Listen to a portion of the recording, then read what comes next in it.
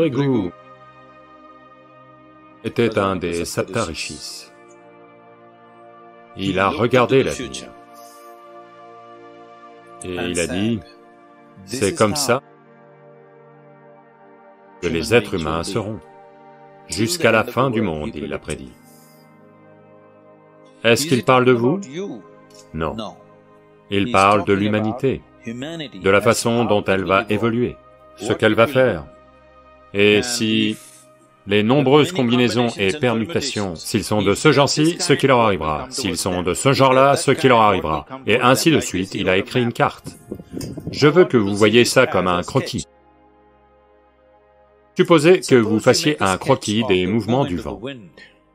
Si ici il y a une dépression, on sait que le vent va aller vers là. S'il y a un anticyclone, on sait que le vent va s'en éloigner. Donc il a fait une carte de l'humanité. La conscience humaine, si elle est comme ça, il va aller vers là, aller dans ce genre de ventre, il va attirer ce genre de choses, il va se passer ci, il va se passer ça, et ainsi de suite, minutieusement, il a exploré tout ça. Donc ça a été appelé Bhrigu Samhita, c'est une carte de la conscience humaine jusqu'à la fin de ce système solaire. Comment les êtres humains vont évoluer, quel genre d'êtres humains vont arriver, quels sont tous les facteurs qui vont entrer en jeu. Comment la lire? Il a formé des gens. Si une carte élaborée est faite de quelque chose, supposez que vous preniez même une... Avez-vous vu une carte topographique? Pas la carte ordinaire. Avez-vous vu la carte géologique de l'Inde? Aux États-Unis, ils en ont. Avez-vous vu ces cartes? Il faut un certain niveau d'entraînement pour lire la carte, tout est marqué dessus. Ou avez-vous vu les cartes aéronautiques? Elles sont vraiment complexes, ok? Si vous voulez voler d'un bout du monde à l'autre, il y a une carte aéronautique. À moins d'être bien formé,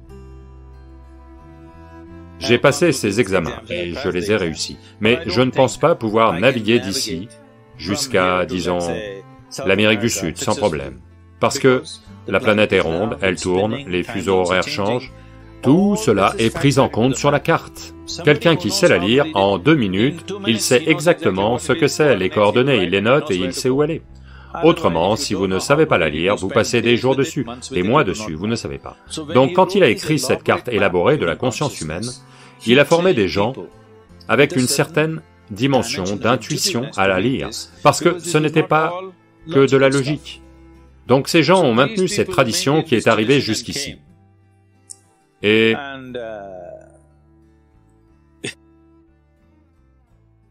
peu importe à quel point vous êtes sceptique, ce que vous êtes, ils vont vous dire des choses en face qui vont vous faire vous sentir bête, ok? Et c'est vrai, malheureusement. Vous allez vous asseoir en face d'un Adivadya, la première chose avec laquelle il va vous choquer, comme il l'a dit, c'est qu'il vous dit le nom de votre mère et de votre père. Vous êtes fini, vous êtes déjà à terre. Comme vous arrivez d'ailleurs, peu importe. Si vous venez d'un autre pays, il va dire la première lettre. Il ne saura peut-être pas que vous êtes une Susanna ou une Tania. Il ne le saura peut-être pas. Il va dire, votre nom commence par un T. Juste comme ça. Parce que il ne regarde pas votre origine ou votre avenir, rien. Il lit juste une carte. En lisant la carte, il dit, ok, c'est ça la température, c'est ça l'élévation, ça c'est ci, ça c'est ça. Mais c'est une carte intuitive, à moins d'être dans un certain état, et il ne peut pas faire ça. Donc ça devrait toujours se passer autour du temple, le temple Vaitishwaran est fait pour ça, et ça a généralement lieu autour. Maintenant, par intérêt commercial, ils se sont installés partout. Ce n'est peut-être pas aussi efficace, mais il y en a certains qui sont en plein dans le mille. Mais si vous êtes sur la voie spirituelle, il va refuser de prédire votre avenir, si c'est un vrai. Toujours. Donc si vous y allez et qu'il prédit votre avenir, ça veut dire que vous n'êtes pas encore dessus.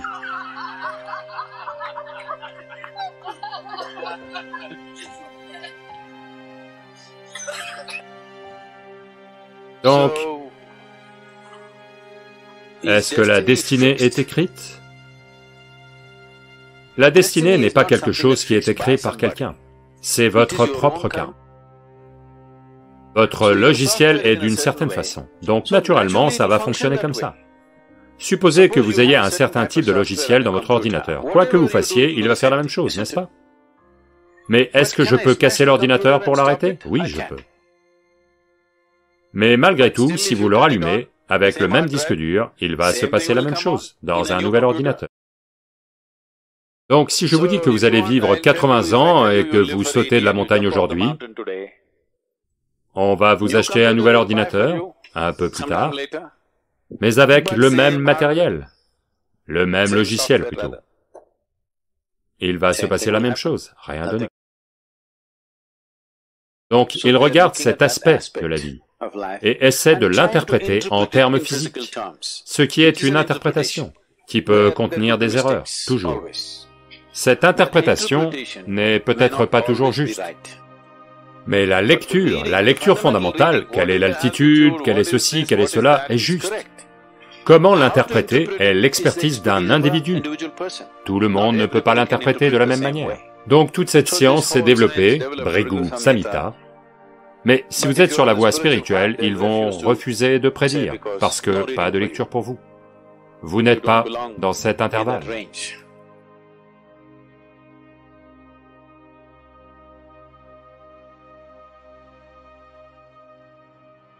Namaskaram, Sadhguru. There is a lot of debate about immigrants in the United States right now. What is the solution for this? L'Amérique est une terre d'immigrants, d'accord? Encore aujourd'hui, il y a un afflux important. Si vous ouvrez vos portes et vos murs, je pense qu'en 3 mois, vous aurez une population d'1 milliard. Ok? Donc les migrations sont un énorme problème. Si 1,6 milliard de personnes se mettent à migrer, au cours des 8 à 10 prochaines années, c'est censé avoir lieu, ça a déjà lieu. Imaginez juste quelle ville sera habitable dans le monde. Imaginez juste demain matin, s'il y a 20 millions de personnes en plus à Los Angeles, pouvez-vous leur construire des logements? Pouvez-vous leur fournir les services de base? Pouvez-vous assurer leur éducation? Leurs soins de santé? Rien n'est possible. Même dans un pays à ce niveau de richesse, il ne sera pas possible de construire cela. Quand les gens migrent, voyez, vous devez comprendre ceci. En ce moment, entre l'Afrique et les États-Unis, en Espagne, Italie, tous ces endroits, chaque année, des milliers de gens se noient en mer. Ils ne sont pas signalés. Les médias ne vont pas rapporter ça. Personne ne veut rapporter ça parce que ce sont des gens non désirés. Mais quelques morts seront rapportés. Des morts sont rapportés. Est-ce que quiconque peut rapporter la souffrance humaine de quitter son pays, traîner sa femme et ses enfants et aller quelque part? Cette souffrance, est-ce que quiconque pourra jamais la rapporter? Je vous le demande. La mort est-elle la seule chose qui compte? La souffrance humaine compte, n'est-ce pas? La souffrance humaine ne peut pas être rapportée par les médias. Ce n'est que s'il y a des morts qu'ils vont dire 100 personnes sont mortes, 200 personnes sont mortes. Mais ce n'est pas la vraie chose. Ces milliers de gens qui ont quitté leur pays, où ils ont vécu depuis toujours, et qui arrivent et cherchent désespérément ici et là, perdant leurs femmes et enfants et maris, et cherchant partout, ce n'est pas une petite chose. Les migrations non planifiées sont un processus très cruel. Et ce n'est pas dans un seul pays, ça a lieu partout. Donc les gens atterrissent dans des endroits inconnus sans savoir ce que c'est, surtout pour les femmes et les enfants. C'est une histoire d'horreur. 1 ou 2 générations traversent une véritable histoire d'horreur.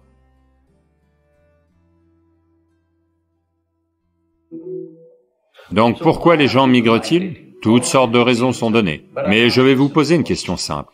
Si vous aviez un bout de terre avec un sol riche, quitteriez-vous cette terre pour aller ailleurs? Si vous aviez des arbres sur cette terre, la quitteriez-vous? Vous pouvez facilement y survivre, au moins il y aura une agriculture de subsistance, vous serez nourri même si vous ne gagnez pas d'argent.